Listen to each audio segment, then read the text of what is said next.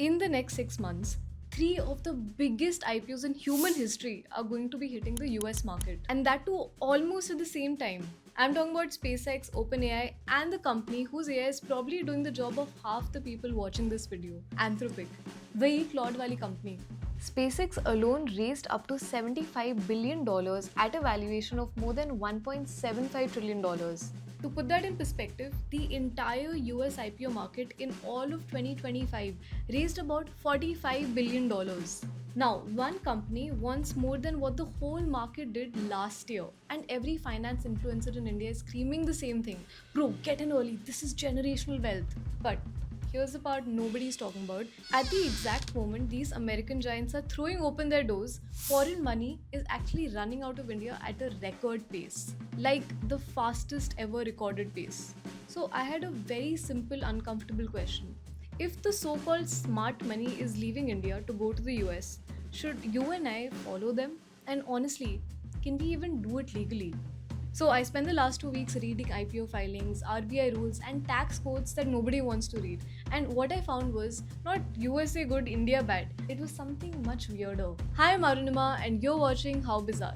So let's begin.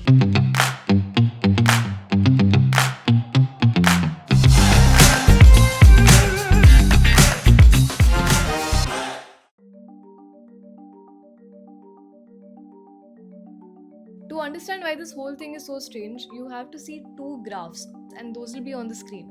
SpaceX filed its S1, that's the official IPO document, on May 20th. The roadshow is to start on 4 June. It listed on the Nasdaq on 12 June under the ticker SPCX. It's the largest IPO in history, bigger than Saudi Aramco's old record of $35 billion. OpenAI, the ChatGPT company, is laying the groundwork for what could be a $1 trillion listing, probably filing in the second half of 2026. And Anthropic, the makers of Claude, is targeting around October 2026. Its last funding round in May raised $65 billion at a $965 billion valuation. Now Anthropic is seeing a sharp rise in its implied pre-IPO valuation, which has now climbed to a record $1.2 trillion after climbing another 20% in just 7 days. Together, these three companies could suck $150 to $200 billion out of public markets in just one window. In fact, some experts are comparing this level of IPO activity to the IPO environment that happened in 1999. Now, let's talk about the second graph. While America is printing IPOs, foreign investors are dumping India. In all of 2025, foreign portfolio investors pulled a record 1.66 lakh crore rupees, that's about $18 billion, and that too out of Indian stocks. This was the biggest annual exit ever. And then 2026 said, hold my chai. In just the first 4 months of 2026, they pulled out 2 lakh crore rupees. So in just 4 months, they already pulled out more than the entire previous year. Now, let's look at the statistic that actually stopped me. For the first time in nearly 2 decades, foreign ownership of Indian equities has dropped to around 14%. And that's below what the domestic institutions own, which was around 18%. So, why are they leaving India? Well, three reasons. Number one, the rupee slid from 85 to 95 rupees against the dollar since Jan 2025. Two, a war in West Asia pushed crude oil prices to more than $110 per barrel. And by the way, India imports most of its oil. Finally, because US bond yields started rising, investors thought, okay, let's just park our money in dollars. तभी घर वापसी हो रही है and all the money is leaving India. अब ये twist. Despite foreigners selling 2 lakh crore rupees worth of stock, the Indian market didn't collapse. Why is that? Because somebody was buying every single share that they were throwing away. And that somebody is you. Domestic institutions, which is basically a monthly SIP, your mutual fund, your EPF, they pumped in over 3 lakh crore rupees in the first 4 months of 2025. So that means they were absorbing almost 90% of the foreign selling. Just let that sink in for a second. Retail India is the wall holding the market up. The foreigners are actually walking out the front door and the Indian middle class backdoor se entry maar rahe hain. So now there are two ways to read this. The first perspective is foreigners are panicking over a temporary oil war and there's a weak rupee problem, of course. So India's growth story is intact. They'll eventually come back.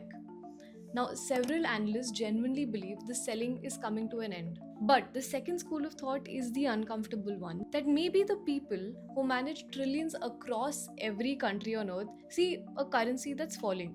So one day they decided the math just doesn't work out anymore. And maybe, just maybe, Indian investors should think about owning something that isn't 100% bet on India and the rupee.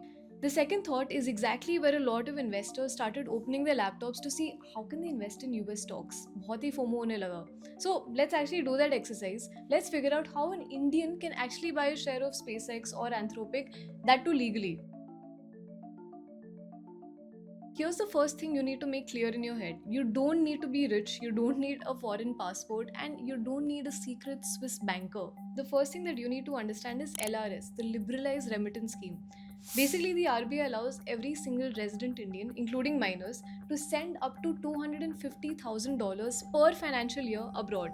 That's about 2.1 to 2.2 crore rupees for investing. 2.1 crore rupees per person every single year, and most people don't even have any idea that this limit exists. So now you have four options in front of you. Option 1, domestic apps. There are some domestic apps that tie up with US brokers and you can buy fractional shares, meaning you can own 500 rupees of a stock that costs 50,000 rupees a share. This is literally how a college student in Faridabad can technically own a small piece of Nvidia. Option 2, GIFT City. This is India's own international finance zone in Gujarat. Through NSE IFSC, you can buy depository receipts of about 50 big US stocks while staying fully inside Indian regulation.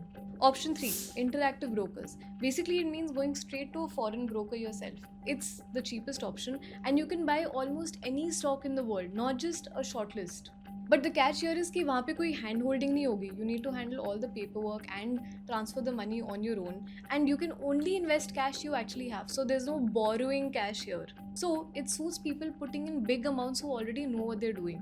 Now coming to option 4, Indian mutual funds or ETFs that themselves invest in US markets. For this, you don't need any LRS, no dollar transfer, nothing. इसमें entry easiest होती है.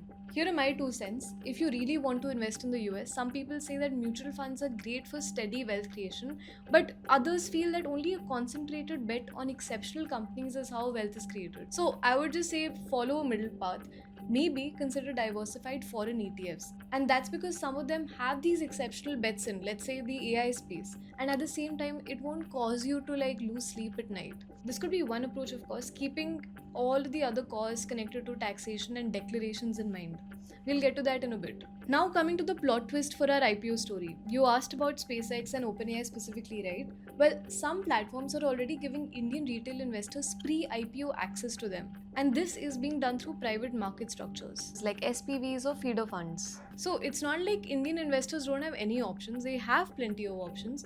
But does that mean you need to take them? Because before you do, you need to know what I'm about to tell you. Everyone's going to show you these options, but no one's actually going to tell you what the catch is. So I've made a list of those. Number 1, the TCS. The moment your total foreign remittance in a year crosses 10 lakh rupees for investments, the bank slaps a 20% tax collected at source on the amount above it. Now, and this is important, that 20% is not a tax you lose, it's refundable. You can adjust it against your income tax when you file your return.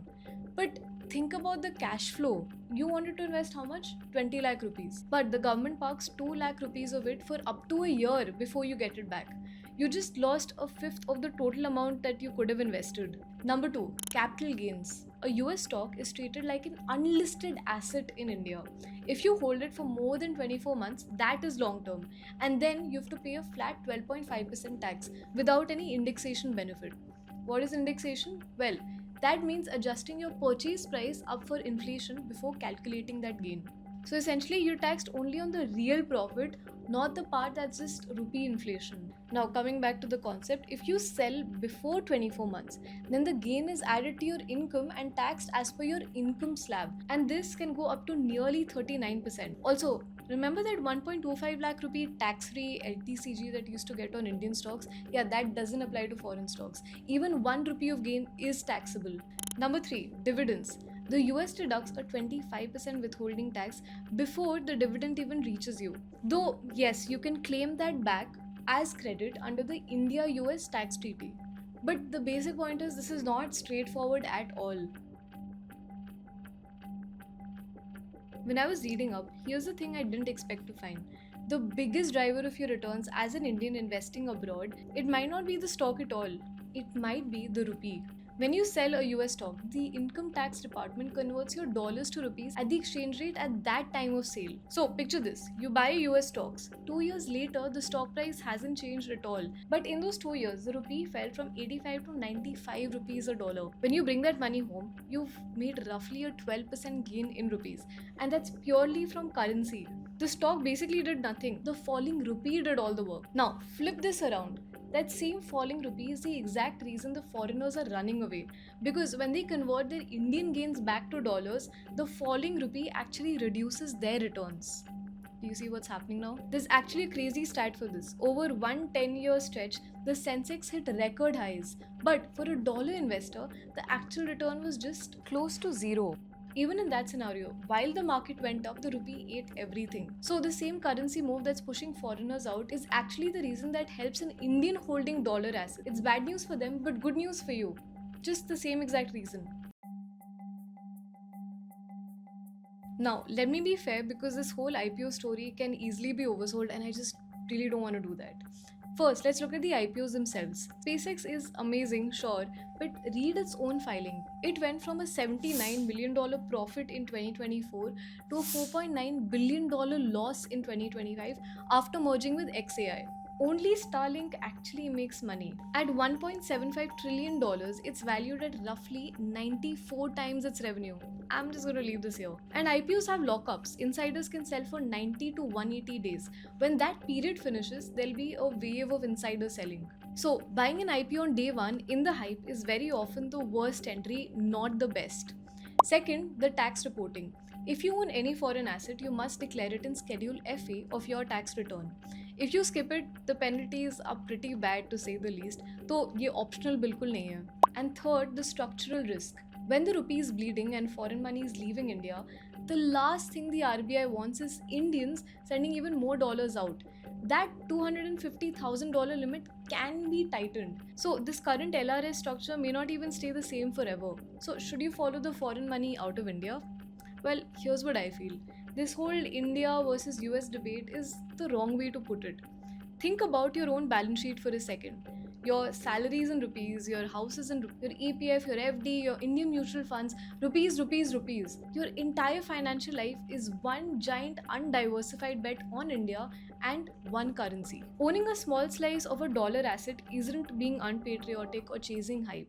It's actually buying insurance on the one risk you can't otherwise hedge.